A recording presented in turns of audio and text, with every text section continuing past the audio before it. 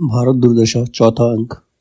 अब एक कमरे का स्थान है, अंग्रेजी साज सजा हुआ है, मेज कुर्सी लगी हुई है, कुर्सी पे भारत दुर्दैव बैठा है। वहीं पर रोग का प्रवेश होता है। रोग गाता हुआ आता है, जगत सब मानत मेरी आन, मेरी ही टट्टी रची खेलत नित सीकर भगवान। मृत्यु कलंक मिटावत में ही मौसम और न आन, परम पिता हम ही वह घन के अतारन के प्राण। मेरा प्रभाव जग विदित है। कहता है मेरा जो प्रभाव है वो जग सारा संसार जानता है कि रोग का क्या प्रभाव है। कुपथ्य का मित्र और पथ्य का शत्रु मैं ही हूँ। कुपथ्य मतलब जो गलत रास्ते चलता है, जो अपने स्वास्थ्य का ध्यान नहीं रहता, मैं उसका मित्र हूँ। मतलब वो उसके पास जल्दी से जाता है, जो अपनी अपनी तरफ ध्यान नहीं देता, अपने स्वास्थ्य का ध्यान नहीं देता, गलत आदतों का शिकार होता, तो उसका मित्र होता है रोग। और जो सही रास्ते पर चलता है उसका वो शत्रु है। त्रैलोक्य में ऐसा कौन है जिस पर मेरा प्रभुत्व नहीं। मतलब रोग से कोई भी वंचित नहीं है। रोग किसी को भी हो सकता है। नजर, श्राप, भूत, प्रेत, टोना, टनमन, देवी देवता सब मेरे ही नाम मानता है। मतलब कोई रोग को टोना टोटका मानता है, कोई शाप मानता है, कोई भूत प्रेत मानता है, सब उसी के रोग के ही बदले हुए नाम है। मेरी ही बदौलत ओझा, दर्शनीय, सियाने, पंडित, सिद्ध लोगों को ठगते हैं। मतलब जब रोग होता है तभी इन ओझाओं को, पंडितों को, सिद्ध लोगों को मौका मिलता है कि वो लोगों को ठग सके, डरा सके उससे। भला मेरे प्रबल प्रताप से ऐसा कौन है जो निवारण करे। हाँ, चुंगी की कमेटी सफाई करके मेरा निवारण करना चाहती है। मतलब साफ सफाई करके रोग को दूर हटाना चाहती है, लेकिन उसे ये नहीं पता जितनी सड़क चौड़ी होगी उतने ही हम बढ़ते जाएंगे, उतने ही हम भी बढ़ते, जितनी सड़क चौड़ी होगी उतना ही ज्यादा कूड़ा भी मिलेगा वहां पर। तो उसने कहावत बोली, जस जस सुरसा वदन बढ़ावा, तासु दुगुन कपि रूप दिखावा। जैसे जैसे सुरसा ने अपना मुंह बढ़ाया था, जब लंका में जाते हनुमान, सुरसा अपना मुंह बढ़ाती जाती थी, उसी तरह से हनुमान ने उससे अपना स्वरूप बढ़ाते जाते थे। वैसे ही कह रहे हैं, जैसे जैसे सड़क चौड़ी होती जाएगी वैसे ही कूड़े के ढेर भी बढ़ते चले जाएंगे। पूछता है महाराज क्या आज्ञा है। भारत दुर्दैव, आज्ञा क्या है। भारत को चारों ओर से घेर लो। रोग, महाराज भारत तो अब मेरे प्रवेश मात्र से मर जाएगा, घेरने को कौन काम।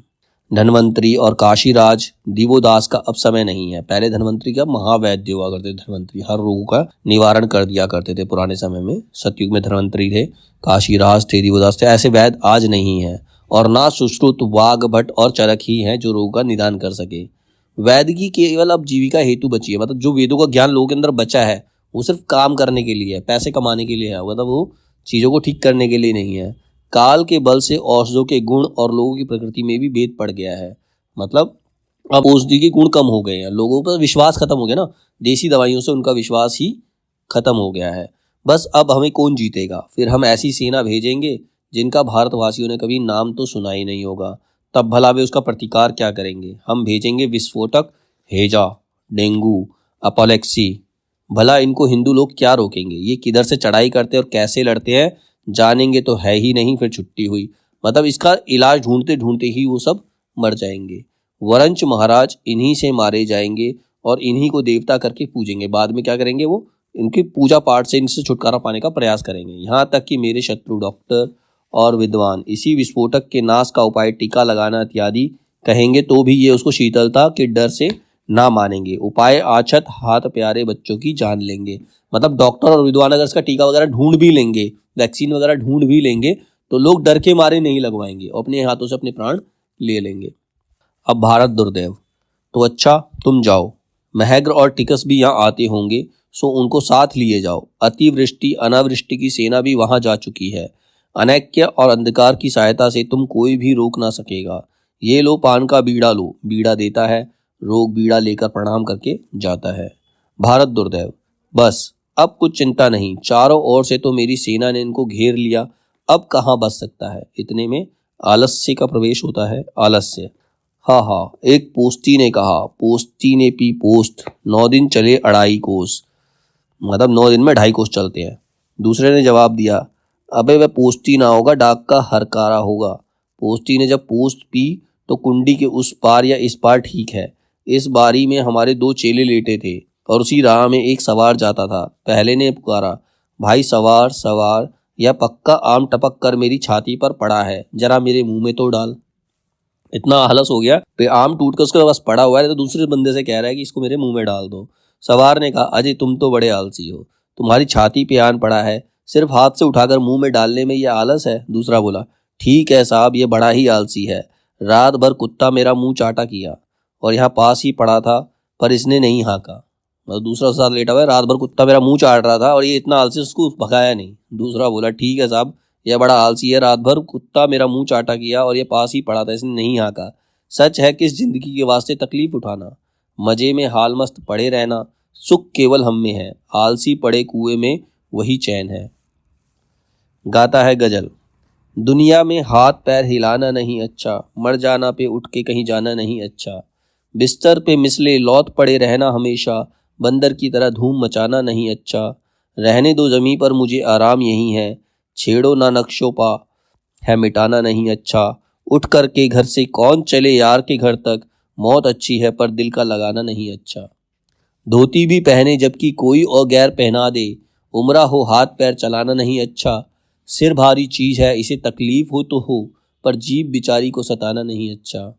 फांकों से मरिए पर ना कोई काम कीजिए, दुनिया नहीं अच्छी है जमाना नहीं अच्छा, सिजदे से गर बेहस्त मिले दूर कीजिए, दोजख ही सही सिर का झुकाना नहीं अच्छा, मिल जाए हिंद खाक में हम काहिलों को क्या, ऐसे मेरे फर्श रंज उठाना नहीं अच्छा। मतलब पूरा गीत गाता है, एक आलसी के ऊपर एक गीत बना हुआ है।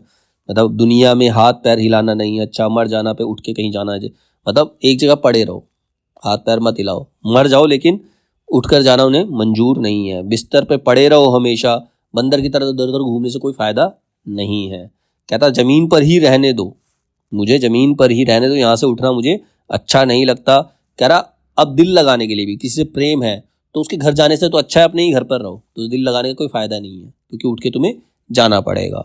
धोती भी पहने जबकि गैर पहना दे, मतलब धोती भी ऐसा लगता है कि उसे कि कोई और ही पहना दे, नहीं तो वो ऐसे ही पड़ा रहे। तो ये पूरा गीत गाया गया है। और क्या काजी जी दुबले क्यों, कहे शहर के अंदेशे से, अरे को नृप हो हमें का हानि, चेरी छाड़ी नहीं हो बरानी, आनंद से जन्म बिताना। मतलब आलसी के लिए क्या है, कोई भी राजा हो कोई भी, उसने काम करना नहीं है, कौन राजा कौन रानी उससे मतलब उसे है ही नहीं। क्या कहावत है, अजगर करे न चाकरी, पंछी करे न काम, दास मलूका कह गए सबके दाता राम। अजगर कभी चाकरी नौकरी नहीं करता और पंछी भी कोई काम नहीं करता, सिर्फ उन्हें भगवान उन्हें खाना दे रहा है, तो सबको खाना देगा भगवान। जो पढ़तव्यम सो मर्तव्यम, जो ना पढ़तव्यम सो भी मर्तव्यम, तब फिर दंत कांटक किम कर्तव्यम। तो जो पढ़ता है वो भी मरता है, जो नहीं पढ़ता वो भी मरता है, तो फिर क्या फायदा का उस काम करके, उन्हें यही नहीं पता काम क्या करना है। भाई जात में ब्राह्मण, धर्म में वैरागी, रोजगार में सूद और दिल लगी में गप सबसे अच्छी, घर बैठे जन्म बिताना, नहीं कहीं जाना नहीं कहीं आना, सब खाना हगना मूतना सोना बात बनाना, तान मारना और मस्त रहना, एक आलसी का जीवन है। अमीर के सर पर क्या सुरखाब का पर होता है, जो कोई काम ना करे वही अमीर। अमीर कौन है, जो काम नहीं करता। तो भाई पढ़े रहो, तुम भी अमीर हो। तवंगरी बलिदस्त न बमाल, दो ही तो मस्त है, या माल मस्त या हाल मस्त, या तो उसके पास माल पड़ा हुआ या अपने हाल में वो मस्त, उसे किसी चीज़ की जरूरत ही नहीं है, तो दोनों ही मस्त है। भारत दुर्देव को देखकर उसके पास जाकर प्रणाम करके, महाराज मैं सुख से सोया था कि आपकी आज्ञा पहुंची, ज्यों त्यों कर यहाँ हाजिर हुआ, अब हुक्म, अब बताओ क्या हुक्म है। भारत दुर्दैव, तुम्हारे और साथी सब हिंदुस्तान की ओर भेजे गए हैं, तुम भी वहीं जाओ और अपनी जोग निंद्रा से सबको अपने वश में कर लो। आलस्य, बहुत अच्छा, आप ही आप। अरे बप्पा, अब हिंदुस्तान में जाना पड़ा, तब चलो धीरे धीरे चलें, हुक्म ना मानेंगे तो लोग कहेंगे सरबस खाई भोग करी नाना, समर भूमि ना दुर्लभ प्राणा।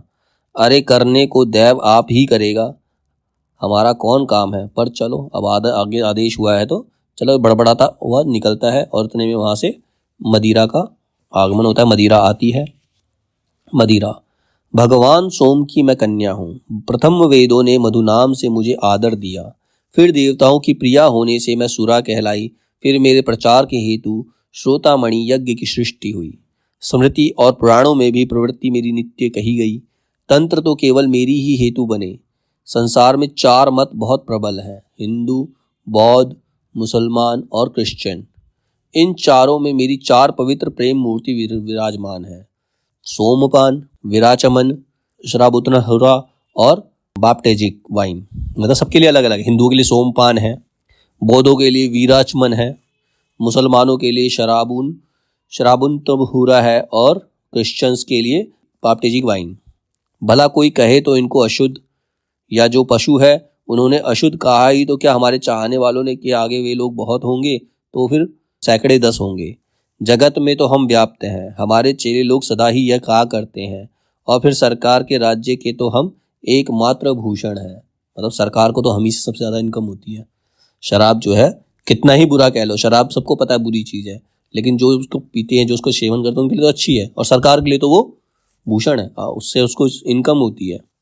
दूध सुरा दही सुरा, सुरा अन्न धन धाम, वेद सुरा ईश्वर सुरा, सुरा स्वर्ग को नाम, जाति सुरा विद्या सुरा, बिना मदद में रहे न कोई, सुधरी आजादी सुरा, जगत सुरामय होए।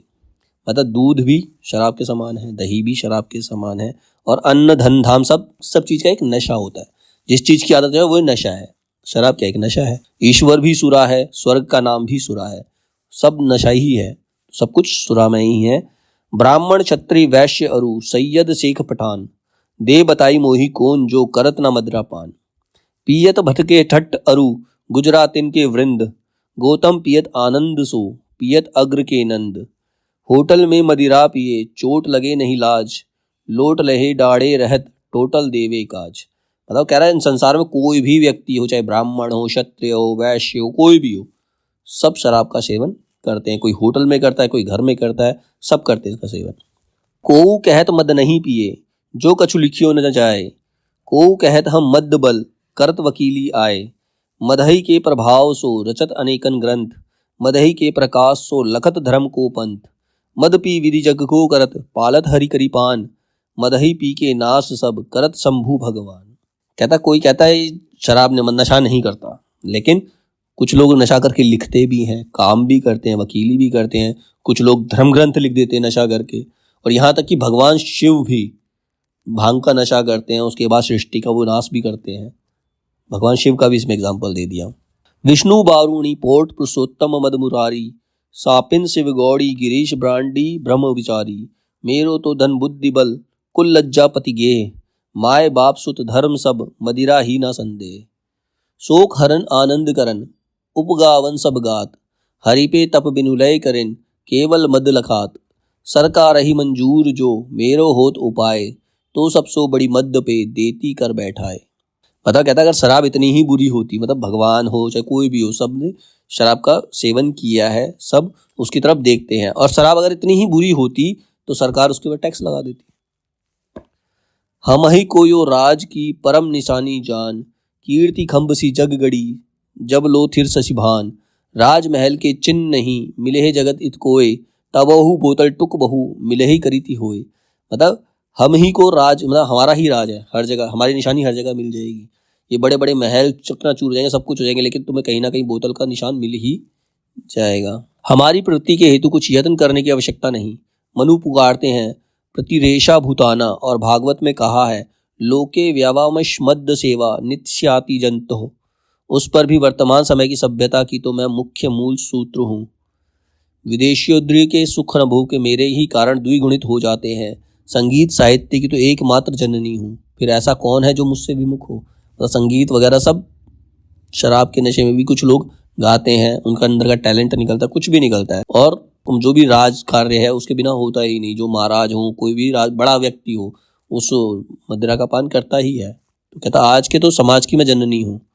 गाती है राग काफी धनाशरी का मेल, ताल धमार, मदवा पीले पागल जोबन बीतियो जात। बिनु मत जगत सार कुछ नाही, मान हमारी बात, पी प्याला छक छक आनंद से, नित ही सांझ और प्रात। झूमत डगमगी चाल से, मारी लाज को लात, हाथी मच्छर सूरज जुगनू, जाके पीवे लखात। ऐसी सिद्धि छोड़ी मन मूर्ख, काहे ठोकर खात। मतलब वो कहते हैं शराब पी के मस्त रहो। राग काफी धनाशरी का मेल, ताल धमार, मदवा पीले पागल जोबन बीतियो जात। मतलब तुम्हारी जवानी बीती जा रही है, तुम्हें शराब पीनी चाहिए। बिनु मत जगत सार कुछ नाही, बान हमारी बात। बिना नशे के इस जगत का कोई सार है ही नहीं। जब तक थोड़ा नशा नहीं होगा तुम्हें संसार का मतलब समझ नहीं आएगा। पी प्याला छक छक आनंद के, नित ही सांझ और प्रात, झूमत चल डगमगी चाल से, मारी लाज कुलात।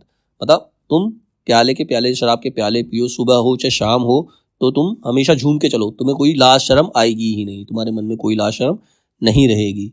हाथी मच्छर सूरज जुगनू, जाके पिए लखात। जो भी हो सब पी लो, ऐसी सिद्धि छोड़ मन मूर्ख, काहे ठोकर खात। मतलब शराब जैसी सिद्धि को छोड़कर क्यों ठोकर खाता है इधर उधर। महाराज कहिए क्या हुक्म है। ये सारे गाना गीत गाते हुए बूस्ट मदरा भारत दुर्दैव से पूछती है क्या आज्ञा है। भारत दुर्दैव, हमने बहुत से अपने वीर हिंदुस्तान में भेजे हैं, परंतु मुझको तुमसे जितनी आशा है उतनी और किसी से नहीं है। जरा तुम भी हिंदुस्तान की तरफ जाओ और हिंदुओं से समझो तो। मदिरा, हिंदुओं के तो मैं मुद्दत से मुंह लगी हूँ, अब आपकी आज्ञा से और भी अपना जाल फैलाऊंगी और छोटे बड़े सबके गले का हार बन जाऊंगी। जाती है, रंगशाला में दीपों में से अनेक दीप बुझा दिए जाएंगे, अंधकार का प्रवेश होता है। अब मदिरा जाती है तो अंधकार आता है। आंधी आने के भांति शब्द सुनाई पड़ता है, अंधकार गाता हुआ स्खलित नृत्य करता है। राग काफी। जय जय कलयुग राज की, जय मामू महाराज की, अड़ल छत्र सिर फिरत थाप जगमानत के जाके काज की, कलह अविद्या मोह मूर्ता सबे नाज के साज की। हमारा सृष्टि संहार कारक भगवान तमोगुण जी से जन्म है, मतलब अंधकार देवता से उसका जन्म हुआ है। चोर, उल्लुक और लंपटों के हम एकमात्र जीवन है, मतलब अंधेरा होता है तभी इन लोगों का जीवन चलता है। पर्वतों की गुहा, शोकितों के नेत्र, मूर्खों के मस्तिष्क और खलों के चित्त में हमारा निवास है। हृदय के और प्रत्यक्ष चारों नेत्र हमारे प्रताप से बेकाम हो जाते हैं। हमारे दो स्वरूप हैं, एक आध्यात्मिक और एक आदिभौतिक, जो लोक में अज्ञान और अंधेरे के नाम से प्रसिद्ध है। सुनते हैं कि भारतवर्ष में भेजने को मुझे मेरे परम पूज्य मित्र दुर्दैव महाराज ने आज बुलाया है, चले देखे क्या कहते हैं। महाराज की जय हो, कहिए क्या अनुमति है। भारत दुर्दैव, आओ मित्र, तुम्हारे बिना तो सब सूना था। यद्यपि मैंने अपने बहुत से लोग भारत विजय को भेजे हैं, पर तुम्हारे बिना सब निर्मल है। मुझको तुम्हारा बड़ा भरोसा है, अब तुमको भी वहां जाना होगा। अंधकार, आपके काम के वास्ते भारत क्या वस्तु है, कहिए मैं विलायत जाऊं। भारत दुर्दैव, नहीं, विलायत जाने का भी समय नहीं, अभी वहां त्रेता और द्वापर है, मतलब हिंदुस्तान में कलयुग आ गया है, लेकिन अभी वो बाहर के लोग ऐसे नहीं है जो इन चीज़ों से प्रभावित हो जाएं, वो इन चीज़ों से प्रभावित होने वाले नहीं है, तो वो कहता है अभी वहां जाने का काम नहीं है।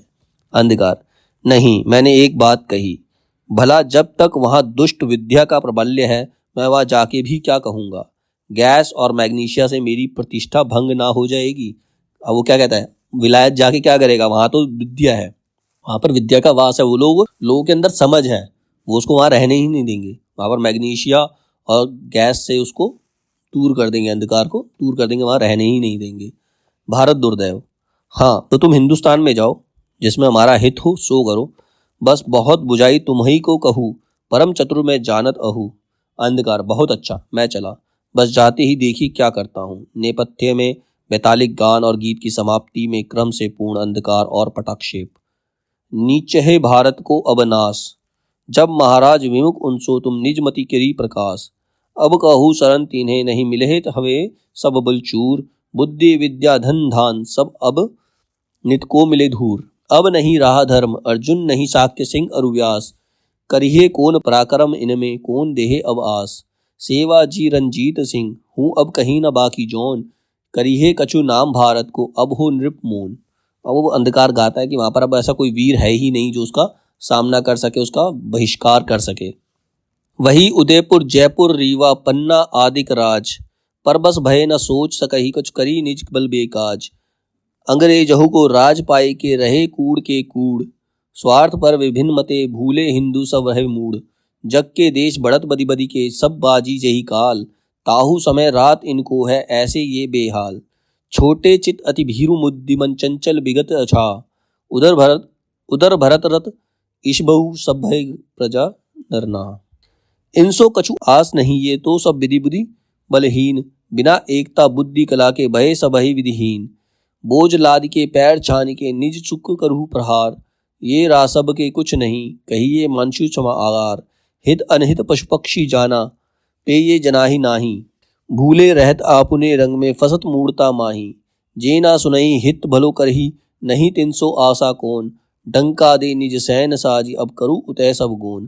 कहने का मतलब है, ये लास्ट में ये कहा गया है कि अब हिंदुओं का कोई राज नहीं रह पाएगा, वो अंग्रेजों के वशीभूत हो चुके हैं। अब उनमें ऐसा कोई वीर नहीं है जो उनको इस दुख से उबार सके, इन चीज़ों से आगे निकाल सके। वो सारे स्वार्थी हो गए हैं, अंधकार में डूब गए हैं, अविद्या का वहाँ राज हो गया। जितने भी इसमें इसके सैनिक थे, मदिरा, अंधकार, आलस्य, इन सब ने इनको घेर लिया है, भारतवासियों को इन सब ने घेर लिया है। अब वो इनके वश में हो गए हैं, अब उनका कोई हाल नहीं है, मतलब वो किसी चीज़ से भी आगे बढ़ नहीं सकते। अब भारत का नाश निश्चित है, पर्दा गिरता है।